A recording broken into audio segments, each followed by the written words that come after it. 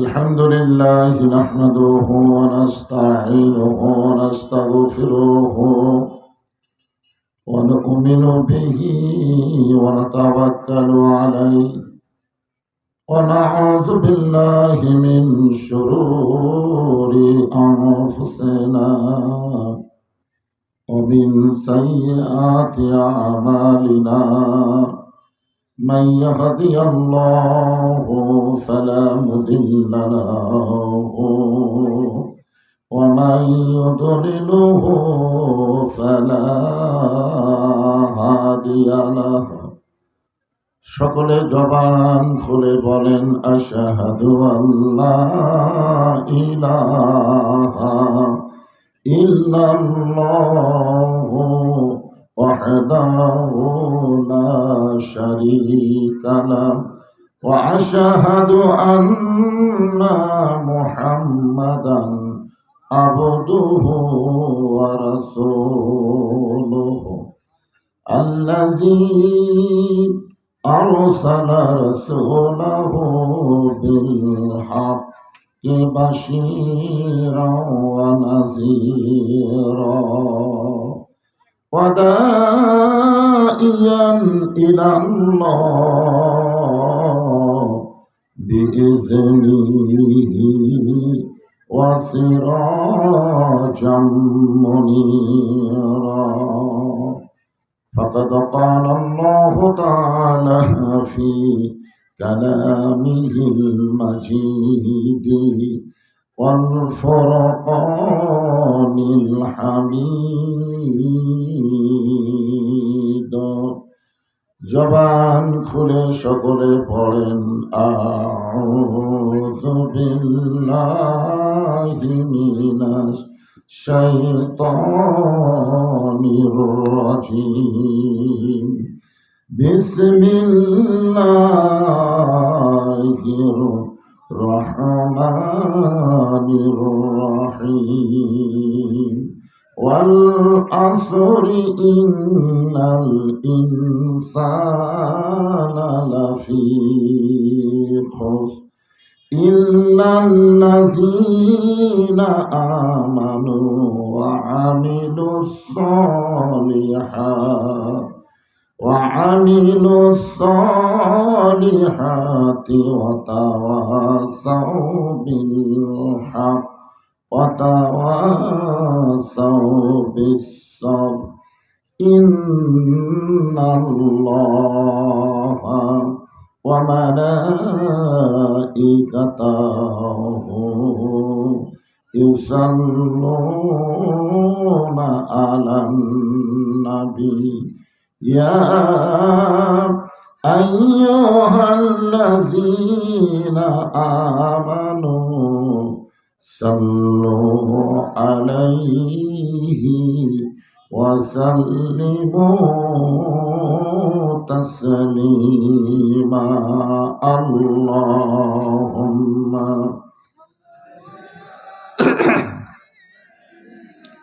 مولانا محمد وعلى علي سيدنا شفيعنا তোর পাহাড়ের ধুলি লাগিয়া মুসা নবীর সম্মান বেড়ে যায় তোর পাহাড়ের ধুলি লাগিয়া মুসা নবীর সম্মান বেড়ে যায় নূর নবীজির জুতার ধুলাই দয়ার নবীজির জুতার ধুলাই আল্লাহর আরশ ধন্য হয় আল্লাহুম্মা সাল্লি আলা مولانا محمد وعلى آله سيدنا شفيعنا मशरिके हुब्बे मोहम्मद সকলে বলি সাল্লাল্লাহু मतलाए दीवानी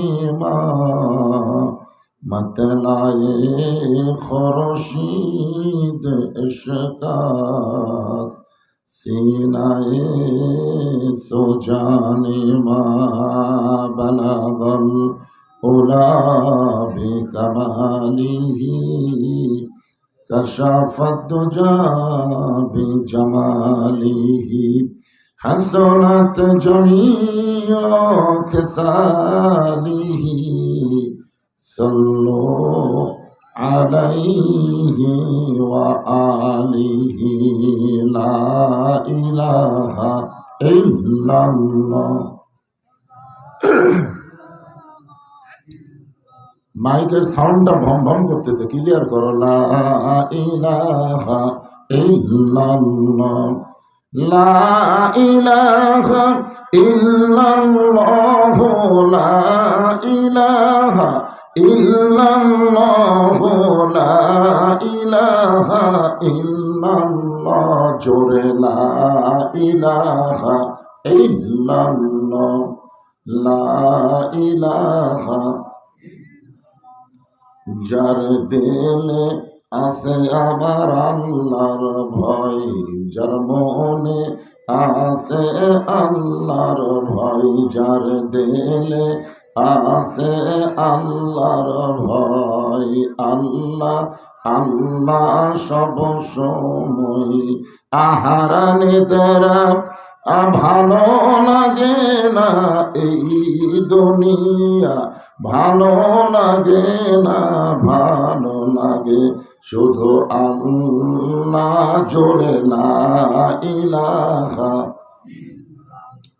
আল্লাহর মহব্বতে জিকির করেন লা ইলাহা ইল্লাল্লাহ, লা ইলাহা ইল্লাল্লাহ মুহাম্মাদুর রাসূলুল্লাহ। সকলেই বলি সাল্লাল্লাহু আলাইহি ওয়াসাল্লাম। পার্থক্যর পশ্চিমপাড়া জামে মসজিদ কমিটি কর্তৃক আয়োজিত মাদ্রাসা ময়দানে আজকের এই তাফসিরুল কোরআন মাহফিলে আল্লাহ তাআলা যেনাকে সম্মানিত সভাপতির আসনে কবুল করেছেন, জনাব আলহাজ মাওলানা মোহাম্মদ আবু বকর সিদ্দিক।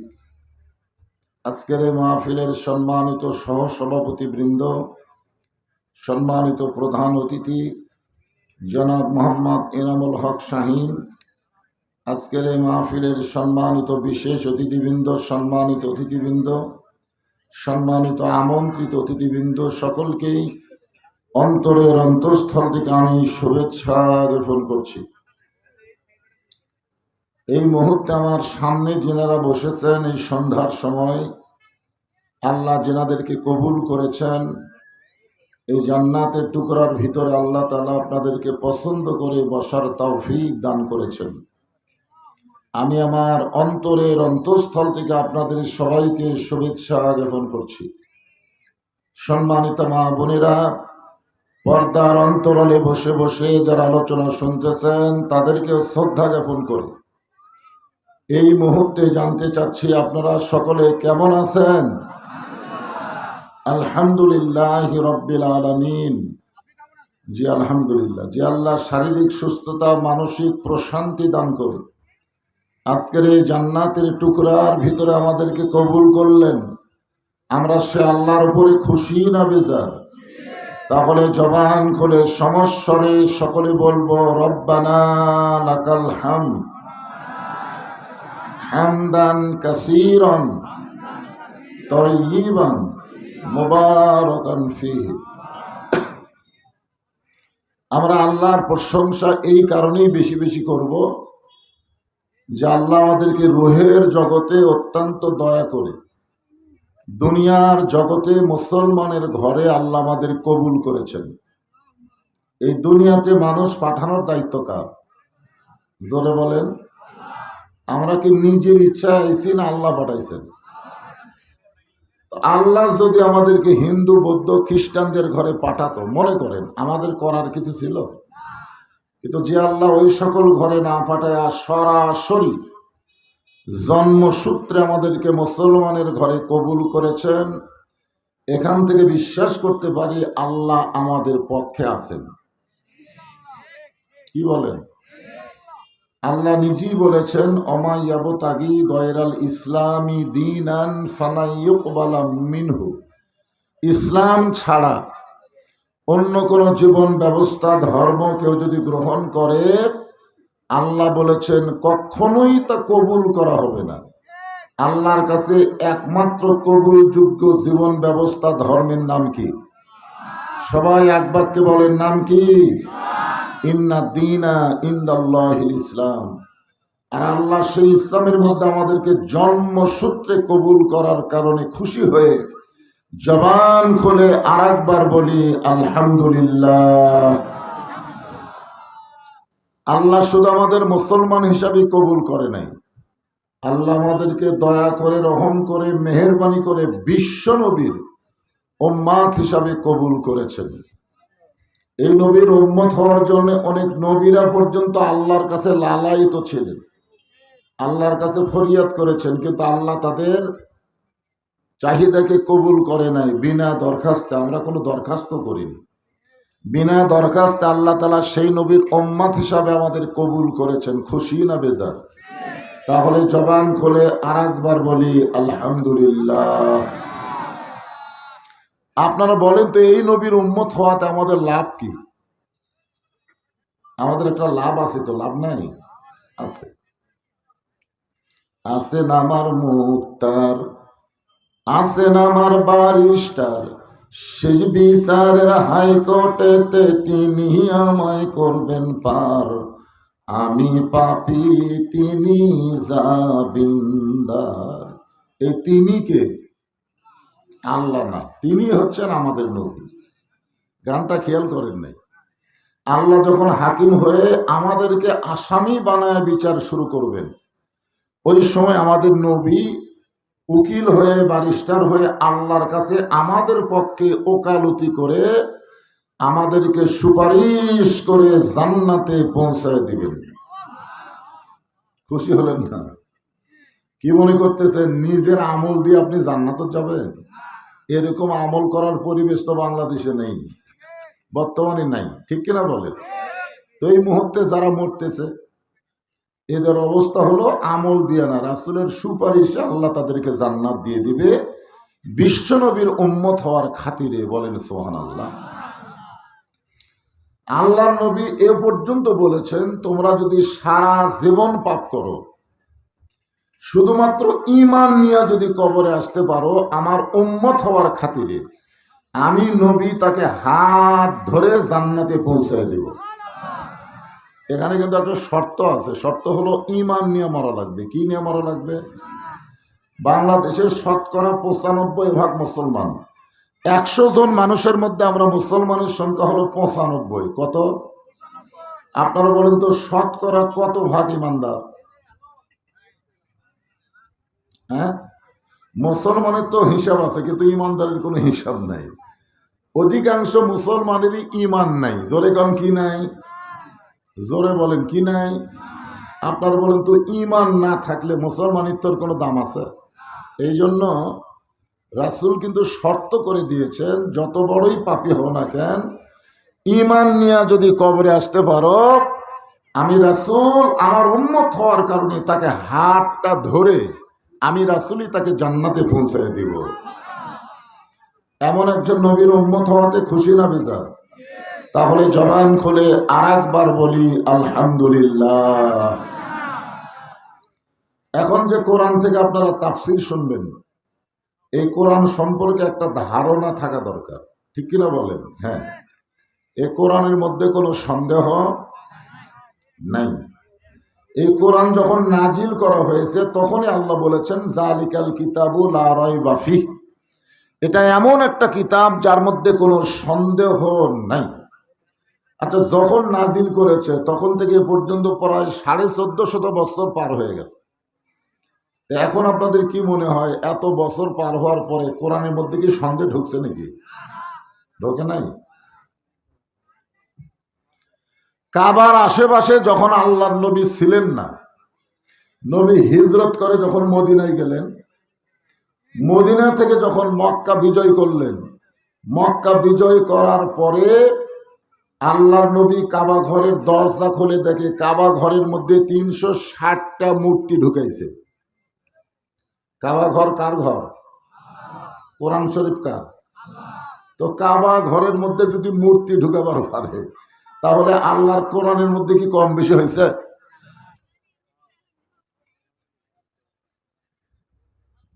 কাবা ঘর কার ঘর?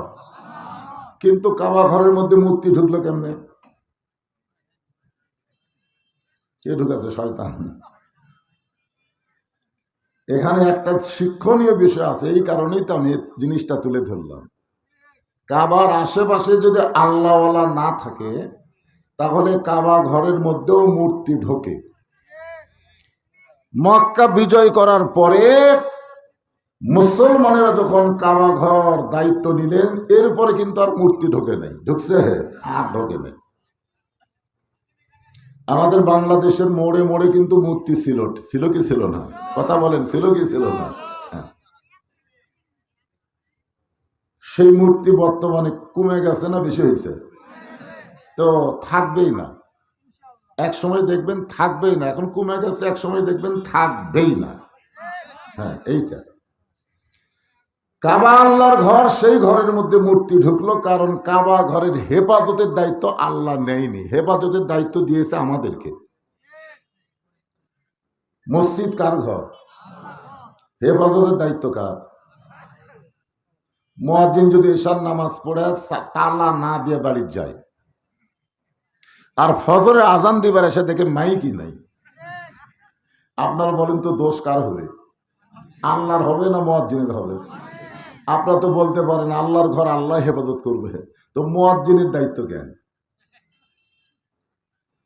এই কোরআন শরীফের কোনো মুয়াজ্জিন নাই, কোরআন শরীফের মুয়াজ্জিন স্বয়ং আল্লাহ। ইন্না নাহনু নাযালনা যিকরা ওয়া ইন্না লাহু লাহাফিজুন। এই কোরআন নাজিল করেছে যিনি, কোরআন হেফাজতের দায়িত্ব রেখেছেন তিনি। জোরে কোন সুবহানাল্লাহ।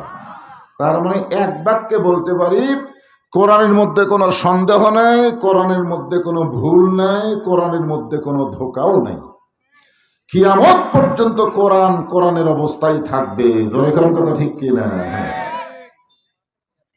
এই কোরআন সম্পর্কে আল্লাহ বললেন, অনুনাজ্জিলু মিনাল কুরআনি মা হুয়া শিফাউ ওয়া রাহমাতুল লিল মুমিনিন ওয়া রাহমাতুল লিল মুমিনিন। সবার জন্য না তো, এই কোরআনকে আল্লাহ নাজিল করেছে মুমিনদের জন্য। কার জন্য?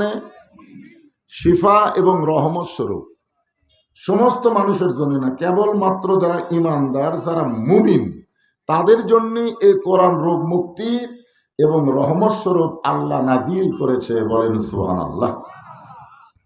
তাহলে আমার সামনে আপনারা যারা বসে আছেন, আপনারা কি মুসলমান না মুমিন? শতকরা 90% মুসলমান। 100 জনের মধ্যে কত ভাগ? 95 ভাগ। বাংলাদেশে 100 জন মানুষের মধ্যে মুসলমানের সংখ্যা কত আপনারা জানেন না? 95 ভাগ। তো এই 95 ভাগ মুসলমানই তো কোরআনের পক্ষে ভোট দেওয়া দরকার। কথা কয় না? কিন্তু কয় পার্সেন্ট দিবে? এটা আবার পার্সেন্ট করতেছে। আয় হায় রে। শোনেন, মুসলমান আর মুমিন এই দুইটাই এক না, এটা আমাদের আগে বোঝা লাগবে। আল্লাহ যেখানে মুসলমান হয়ে মরার কথা বলতেছেন, এই জায়গায় আল্লাহ কিন্তু মুমিনের কথা আগে বললেন। আল্লাহ বলতেছেন, ইয়া আইয়ুহাল্লাযীনা আমানুত্তাকুল্লাহা হাক্কা তুকাতিহি ওয়া লা তামুতুন্না ইল্লা ওয়া আনতুম মুসলিমুন। কি বুঝলেন? যে শতকরায় মুসলমান 95% মুসলমান খালি দাবি করলে হবে না, মুসলমান হইয়া মরা লাগবে। জনগণ কথা ঠিক কিনা? আমাদের বাংলাদেশে বর্তমান পরিবেশে অধিকাংশই মুসলমান হয়ে মরবার পারতেছে না, তারা মুনাফিক হয়ে মরতেছে। জনগণ কি হয়ে মরতেছে? তো আমরা কি মুসলমান হয়ে মরবো না মুনাফিক হয়ে মরবো? তাহলে মুসলমান হয়ে মরবার গেলে আমাদের করণীয় কি? এই করণীয় সম্পর্কে সূরা আসর থেকে আপনাদের সামনে আজকে আলোচনা হবে। খুব মনোযোগ দিয়ে শোনা দরকার, ঠিক কিনা বলে? খালি শুনবেন কি? হায় হায়, বাংলাদেশের লোকেরা শোনার ওস্তাদ, খালি শুনবে। আল্লাহ কোরআনে বলেছেন সামিনা ওয়া তাআনা, খালি শুনলে হবে না, এইটাকে ধরা লাগবে, এইটাকে গ্রহণ করা লাগবে, বাস্তব জীবনে এটা আমল করা লাগবে। কার কথা? কিন্তু খালি শুনে যাচ্ছে আবু জেহেলের মতন। আপনারা বলেন তো, আবু জেহেল কি কোরআন শোনেনি? আমাদের চাইতেও বেশি গুরুত্ব নিয়ে শুনছে। আমরা তো বসে থেকে শুনি, আর ওই দাঁড়িয়ে থেকে শুনছে। কোরআন তেলাওয়াত শুনছে, আর খালি মাথা ঝোঁকাছে, খালি এরকম মাথা ঝোঁকাছে। প্রত্যেকটা কথাই সে বুঝবারও পারছে, খালি শোনে নাই, বুঝবারও পারছে। সকালবেলা গিয়া বলতেছে এত সুন্দর কোরআনের বাণী, রাতটা কোন দিক দিয়ে গেল আমি বুঝবারই পারিনি। দেখছেন, এত সুন্দর কোরআনের বাণী, রাতটা কোন দিক দিয়ে গেছে বুঝবারই পারেনি। তা আবু সুফিয়ান বলতেছে, নেতা যে কোরআন শুনতে সারা রাত চলে গেল বোঝা যায় না, এটা ধরলে অসুবিধা কি? আমাদের বাংলাদেশের আবু জেহেলের গ্রুপ কিন্তু কোরআন শুনবি, কিন্তু বাস্তবে আল্লাহর কোরআন ধরবার চাবি না। তোর এখন কথা ঠিক কিনা? কোরআন ধরার কথা বললি কবি হুজুর তো রাজনীতি শুরু করলো, উল্টা বুঝবে। ধরে কোন কি বুঝবে? উল্টা। আল্লাহর নবী আসরের নামাজের ইমামতি করতেছেন। কোন নামাজ? এমন সময় আল্লাহ তাআলা নবীর উপর একটা আয়াত নাজিল করলেন। নামাজের সময়ও কোরআনের আয়াত নাজিল হয়েছে। আয়াতটা হলো ইয়া আইয়ুহান নাবিয়্যু হারজিল মুমিনিনা আলাল কিতাল। এই আয়াতটা নাজিল হয়েছে মদিনায়। তো এখন নামাজ শেষ করে 2 ওয়াক্ত নামাজের পরে নবী সাহাবীর দিকে মুখ ঘুরাতেন। একটা হলো ফজর আর একটা হলো আসর। এই 2 ওয়াক্ত নামাজের পরে কোনো সুন্নত নফল আছে? আসরের পরে সূর্য অস্ত যাওয়ার আগে কোনো সুন্নত নফল আছে? ফজরের পরে সূর্য উদয় হওয়ার আগে কোনো সুন্নত নফল আছে? এই জন্য নবী সাহাবীর দিকে মুখ ঘুরাতেন। নবী মুখ ঘুরে বললেন, সাহাবীরা তোমরা জানো আজকে নামাজের ভিতরে আল্লাহ তাআলা একটা গুরুত্বপূর্ণ আয়াত আমার উপর নাজিল করেছেন। সাহাবীরা বললেন হুজুর আমরা কেমনে জানবো আপনার উপর আল্লাহ কি নাজিল করছে? আপনি না বলা পর্যন্ত তো আমরা জানি না। তো আল্লাহ রাসূল আয়াতখানা বলে ব্যাখ্যা করে বলতেছেন যে আল্লাহ পাক আমাকে জানাইলেন শুধু কাতারবদ্ধ হয়ে জামাতে নামাজ পড়লে হবে না, রোজা করলে হবে না, জিকির করলে হবে না, বরং আপনার পিছনে যারা সারিবদ্ধ হয়ে নামাজ পড়তেছে তাদেরকে সৈন্য হিসাবে গড়ে তোলেন। যে কোনো সময়ে মক্কার কাফেরেরা মদিনাকে আক্রমণ করতে পারে, আর মদিনা আক্রমণ করলে দোয়া দিয়া দরুদ দিয়া মদিনা রক্ষা করা যাবে না। তাদের বিরুদ্ধে স্ট্যান্ডিং আর্মি হয়ে, সৈন্য হয়ে যুদ্ধ ঘোষণা করা লাগবে। আয়াতটা তখন নবী সাহাবীদের সামনে বললেন, তখন সামনে কাতারে টুপিওয়ালা, জুব্বাওয়ালা, পাগড়িওয়ালা একজন, তার নাম হলো ওবাই ইবনে সলুল। নাম কি? ওবাই ইবনে সলুল। টুপি ভালো, দাড়ি ভালো, পাগড়িও ভালো, জুব্বাও ঠিক আছে। নবীর হাঁটুর সাথে হাঁটু লাগায় বলতে যে হুজুর এটা না গন্ডগোলের আয়াত। আপনারা বলেন তো এটা গন্ডগোলের আয়াত? আজও বাংলাদেশে কোরআনের হক কথা যারা বলবে, সংসদে যারা কোরআন নিয়ে যাওয়ার জন্য ইসলামে আন্দোলন করবে, ওই মুনাফিকের লোকেরা বলবে এরা গন্ডগোল করবে। গন্ডগোল ঠিক কিনা? আসলে কি গন্ডগোল? আল্লাহ বলেছেন কুল জাল হক ওয়া যাহাকাল বাতিল ইন্নাল বাতিলা কানা যাহুকা। তো ব্যাপারটা হলো আবু জেহেল বলতেছে এই কোরআনকে যদি ধরি তাহলে আমার যে ভুয়া নেতৃত্ব এটা চলবি না। কোরআনকে যদি গ্রহণ করা হয় কোন মানুষের আইন চলে না, আইন চলে কার? আর আল্লাহর আইন চললে মানুষ নেতা হবে না খলিফা হবে? এটা আল্লাহ কোরআনই বলেছেন। আমাদের বাংলাদেশে সব নেতা হয় ভোটের আগে খুবই নরম, বুঝলেন? ভোটের আগে আমাদের দেশে এত নরম, আর যখন খলিফা হবে আগে ছিল গরম, খলিফা হওয়ার পরে নরম। ওমর ফারুকের জীবনী পড়ে দেখেন, যখন সাহাবী ছিল রাস্তাতে গেলে শয়তান কয়দিন যায় না, আর যে খলিফা হলো এত নরম। দায়িত্ব পাওয়ার আগে গরম চলে, কিন্তু পাওয়ার পরে আর গরম চলবি না। আর আমাদের বাংলাদেশে দায়িত্ব পাওয়ার আগে খুবই নরম, গরিবের বন্ধু, সমাজসেবক, জনদরদি। গাড়ি থামা ফকিরও সালাম দেয়, ফকির চারিদিকে তাকায় দেখে কেউ নাই, কারে সালাম দিলে আপনারই দিলাম, কয় ভিক্ষা করে, কয় ভোটের আগে আপনিও তা আমিও তাই। এই রে নেতার নরম ভাই, যেই ভোট হয়ে দায়িত্ব পাশে ও আর গরিবের কাছে আসেই না। মাঝে মধ্যে বগুড়া বেড়াবার আসবে, গরিব ভোটার যদি নেতার কাছে যাবার চাই চামচার অত্যাচারে কাছে যাবার পারবে না। ঠিক কিনা? তো সেই কোরআন থেকে ছোট্ট একটা সূরা, মাসটা হলো রজব মাস, আজকে হলো লাইলাতুল মেরাজ। আজকে রাত কি? লাইলাতুল মেরাজ। আজকের এই রাতে নবুয়তের 10ম বৎসরে আল্লাহ তাআলা নবীকে আসমানে নিয়ে গেছিলেন। আসমানে, ধরে কোন কোথায়? আসমানে বললে ভুল হবে, আরশে। 7 আসমান পাড়ি দিয়ে আল্লাহর আরশ পর্যন্ত নবীরে ভ্রমণ করেছেন এই আজকের এই রাতে। আমাদের নবীকে আল্লাহ তাআলা জান্নাত দেখারও তৌফিক দিয়েছেন, বলেন সুবহানাল্লাহ। জাহান্নাম দেখারও সুযোগ করে দিয়েছেন। জান্নাত এবং জাহান্নাম আমাদের নবী দেখে আবার দুনিয়াতে আইছেন, খালি খালি আসেন নাই। জাহান্নাম থেকে মুক্তি, জান্নাত পাওয়ার জন্য 5 ওয়াক্ত নামাজ। ধরে বলেন কয় ওয়াক্ত নামাজ? হ্যাঁ, হাদিস শরীফে আছে as-সালাতু মিফতাহুল জান্নাহ, নামাজ হচ্ছে জান্নাতের চাবি। সুবহানাল্লাহ কোন না? হ্যাঁ, এখানে সূরা আসর, আসর শব্দের অর্থ হলো সময়। সময় কিন্তু কম যায়নি, স্বাধীনতার পর থেকে এ পর্যন্ত 55 বছর চলেই গেল, ঠিক কিনা বলেন? সময়ের গুরুত্ব কম না বেশি? শতকরা 95 মুসলমান। মানুষের তৈরি সংবিধান অনুযায়ী চলবো আর দাবি করব মুসলমান হয়ে মরবো, আর কি না? মানুষের তৈরি সংবিধানের মধ্যে সন্দেহ আছে না নাই? ভুল আছে না নাই? গোজামিল আছে না নাই?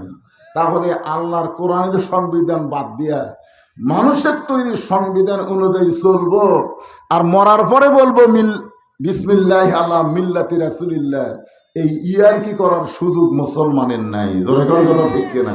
এইগুলো তো আল্লাহর সাথে ঠাট্টা করা। দেখবেন 5 ওয়াক্ত নামাজে নেই, জুমার দিনে সবার শেষে এসে আগে যায়। আপনার বলেন তো ই কি নামাজি? 5 ওয়াক্ত তো পড়েই না, জুমার দিনে আসে তাও কখন? সবার শেষে যায়, আবার সবার আগে। আপনার বলেন তো এই লোকটা কি নামাজি? তাহলে আল্লাহ কেন বললেন ফাওয়াইলুল লিল মুসাল্লিন? কেন বললেন? তা আমরাও কোরআনের মতন সংবিধান থাকতে মানুষের তৈরি সংবিধান অনুযায়ী চলবো আর ঈমান নিয়ে মরবো, এটা আল্লাহর সাথে চরম ফাজলামি। ধরে কথা ঠিক কিনা? চরম ফাজলামি। এই ফাজলামি করার দিন শেষ, সময় কিন্তু চলেই গেল। আমার ভাই তো বলেই দিল অর্ধ শতাব্দী, মানে 50 বছর। 50 বছর হয়নি, আমার ওয়াজের বয়স 42 বছর চলতেছে। কি মনে করতেছেন? মিশে মায়াই বন্দি থাইকা করলাম কত খেলা, পশ্চিমে তাকায়া দেখো তোমার ডুইবা গেছে বেলা, এক পলকের নাই ভরসা, মিশে সকল আশা, কখন বুঝি দারুণ ঝড়ে ভাঙবে তোমার বাসা। হয়তো আপনারা বলতেছেন হুজুর, যদি আমাদের এখন কোরআনের আইন, আল্লাহর আইন, সৎ লোকের শাসন যদি আমরা দেখতে আর না পারি, তাহলে আমাদের বাঁচার উপায় কি? আল্লাহ রাসূল বলেছেন, মান সাআলাল্লাহু তাআলা আশ-শাহাদাতা বিসিদিকিন বাল্লাগাহুল্লাহু মানাজিলাশ শুহাদা ওয়া মাতা আলা ফিরাশিহি, রাওয়াহুল বুখারী কিতাবুল মাগাজি। কেউ যদি আল্লাহর কোরআনকে বিজয় করার নিয়তে ইসলামী আন্দোলন করে, তার মনের মধ্যে যদি শাহাদতের তামান্না থাকে, ওয়াই মাতা আলা ফিরাশিহি, সে যদি নিজের বিছনায় মরে যায়, বাল্লাগাহুল্লাহু মানাজিলাশ শুহাদা, হাসরের ময়দানে আল্লাহ তাকে শহীদদের কাতারে দাঁড় করাইয়া দিবে। তাহলে ইসলামী আন্দোলন স্বাধীনতার পর থেকে যারা করতেছে, এদের নিয়ত কিন্তু আল্লাহর কোরআনের বিজয়। জোরে কোন কথা ঠিক কিনা?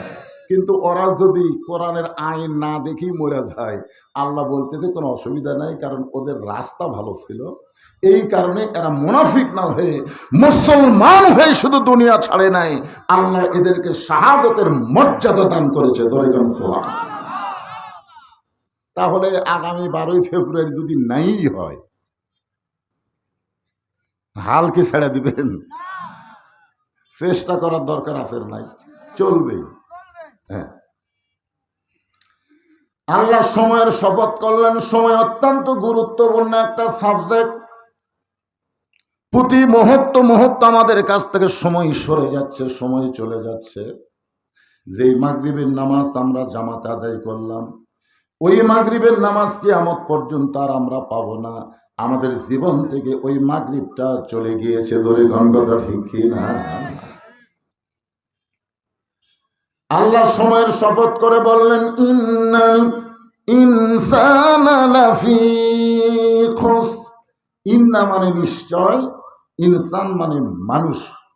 এই মানুষের মধ্যে সব মানুষই আছে, নারী আছে, পুরুষ আছে, হিজড়া আছে, সবই আছে। ইনসান, ইনসান মানে কি? মানুষ। পুরুষ মানুষ, মেয়ে মানুষ, হিজড়াও, কথা কয় না হিজড়াও। এক জায়গায় আমি শুধু বলছি যে ইনসান হলো উভয় লিঙ্গ, পুরুষ আর নারী। সাইড থেকে এক হিজড়া স্লিপ দিয়ে বাড়াতে, হুজুর তাহলে আমরা কি? তো সেই দিন থেকে আমি আর ওই লিঙ্গ কই না ভাই। হায় হায়, বাংলাদেশে হিজড়া আছে না নাই? দরকার আছে না নাই? এক কথা হলো সকল শ্রেণীর মানুষ। লাফি মানে ভিতরে, খুসরুন মানে ক্ষতি। নিশ্চয় মানুষগুলো ক্ষতির ভিতরে। এখন বলেন তো, মানুষকে তৈরি করছেন কে? আরো জোরে। আদর করে মানুষ আল্লাহ বানায়া, কেমনি দিবেন ক্ষতির মধ্যে ফেলিয়া। সর্বপ্রথম আল্লাহ যাকে তৈরি করছেন তার নাম কি?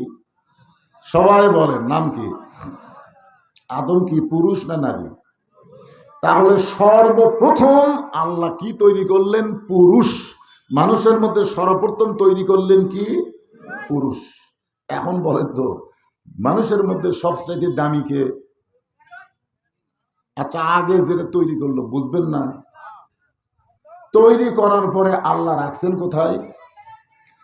আল্লাহ জান্নাতের মধ্যে রাখলেন। আদম নবী যখন জান্নাতের মধ্যে ছিলেন, তখন আদম নবীর মধ্যে একটা ব্যারাম ঢুকলো। সে ব্যারামটা হলো, একা একা কেন ভালো লাগে না,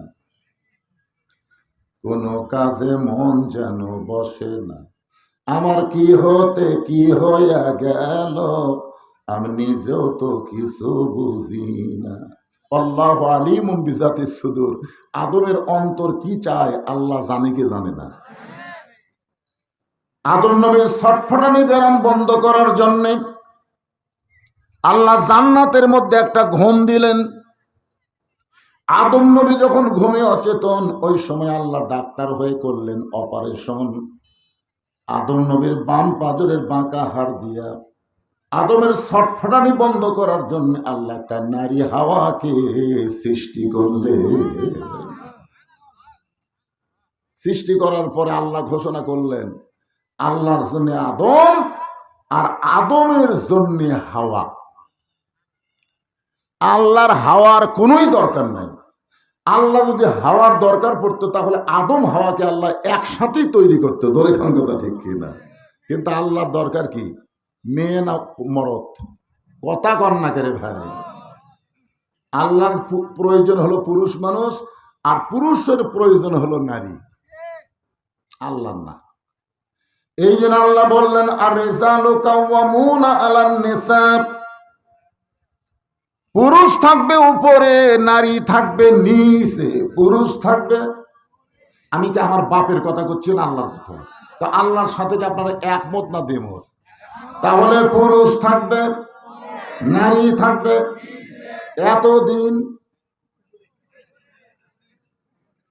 আল্লাহ আমাকে বাঁচাছে বা একটা মরে গেছে আর একটা পলে গেছে, ধরে কোন কথা ঠিক কিনা?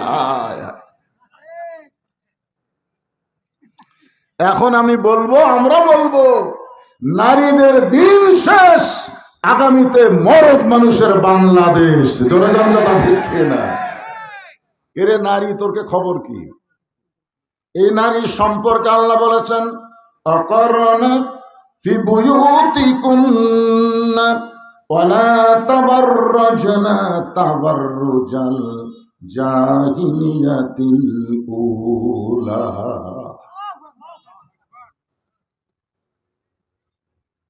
আমার মায়ের আবার মন খারাপ করেন না, কেবল তো শুরু করলাম, শেষে কি কই একটু শেষ পর্যন্ত শোনা লাগবে না? হ্যাঁ, তো আল্লাহ তাআলা হাওয়াকে সৃষ্টি করার পরে একটা ঘোষণা করলেন অলা তাকরাবা হাযিস শাজারা ফাতাকুনা মিনাজ জালিমিন। ওই গাছের কাছে যাইও না। এই গাছের কাছে যখন যাইও না শব্দ উচ্চারণ করেছে, তখন অস্থিরতা বাড়ছে কার? আদমের না হাওয়ার? কেন? মেয়ে মানুষের একটা অভ্যাসই হলো নিষেধ করলে আকর্ষণ বাড়ে। নারীদের একটা অভ্যাস হলো নিষেধ করলে কি বাড়ে? আকর্ষণ বাড়ে। আল্লাহ কিন্তু আদমক বাদ দিয়ে বলে নাই, দুইজনকে সাতটাই এই ঘোষণা করছেন। হাওয়া করলে আদম খাওয়ার গন্ধম খাওয়ার অপরাধ, আর আদমের ভুল হলো হাওয়ার দিকে নজর না রাখার অপরাধ। হাওয়া যখন গন্ধম গাছের কাছে গেল, তখন আদম কি করলো? খেয়াল করেনি। গন্ধম ফল পাড়িয়া খেলো, আদম কি করলো? খেয়াল করেনি। হাওয়া যে গন্ধমকে শরবত বানায় আদমরে খাওয়ালো, আদম খেয়াল করেনি। আল্লাহ বলে আদম তোমার দোষ হলো তুমি খেয়াল না করা। আজকে আমাদের এই পাত্তেকর এলাকায় অনেক মেয়ে মানুষেরা মাথার চুল বেচা খাচ্ছে, কিন্তু ওর স্বামী খেয়াল করতেছে না। আপনারা বলেন তো, মেয়েদের মরার পরে মাথাতে একটা কাপড় বাঁধে দেয় না? মেয়েদের কাফন কয়টা? কথা কয় না, কয়টা? পুরুষের কয়টা? তিনটে। পুরুষের মতোই মেয়েদেরকে তিন কাপড় পরানো হয়, কিন্তু দুটা কাপড় বেশি দেওয়া লাগে, একটা হলো সিনা বাঁধ, একটা হলো মাথা বাঁধ। তো মরার পরে যেই মেয়ের মাথা বান্ধা লাগে, সেই মেয়ে যদি মাথার চুলি বেচা খায় আর পর পুরুষ লাড়িয়া ছাড়া ওজন দিয়ে যদি কিনে, আপনারা বলেন তো ওর মাথা বান্ধা কোনো কাম হবে? তা আপনারা খেয়াল করতেছেন না কেন? আপনার বউ, আপনার মেয়ে, এরা যে বেচা খাচ্ছে, আপনি খেয়াল না করার কারণে অবস্থাটা ভবিষ্যতে কি হবে একটু